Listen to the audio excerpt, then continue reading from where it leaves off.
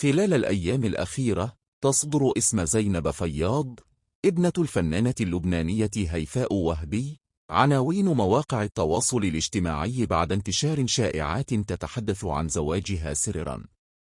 الخبر انتشر كالنار في الهشيم، خاصة بعد أن نشرت زينب بعض المنشورات الغامضة على حسابها في انستجرام، ما فتح الباب أمام التكهنات والقصص من كل اتجاه. لكن اليوم زينب خرجت عن صمتها وحسمت الجدل تماما. ففي بيان رسمي نشرته على حسابها قالت بوضوح: أنفي نفيا قاطعا الشائعات التي يتم تداولها حول زواجي أو ارتباطي، وكل ما يقال لا يمت للحقيقة بصلة.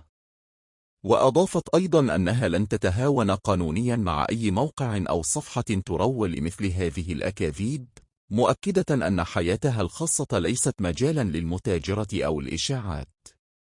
كلام زينب جاء بعد موجة من الأخبار التي زعمت زواجها في السر، وهو ما أثار فضول الجمهور، خاصة وأن علاقتها بوالدتها هيفاء وهبي كانت دائما محط أنظار الناس والإعلام.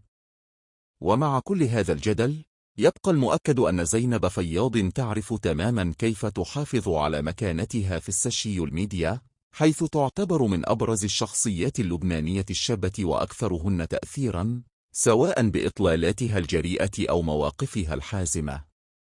في النهاية، يبدو أن زينب قررت ترسم حدودا واضحة بين حياتها الخاصة وعالم الشهرة، لتوجه رسالة قوية لكل من يحاول الدخول في تفاصيلها الشخصية. الخط الأحمر هنا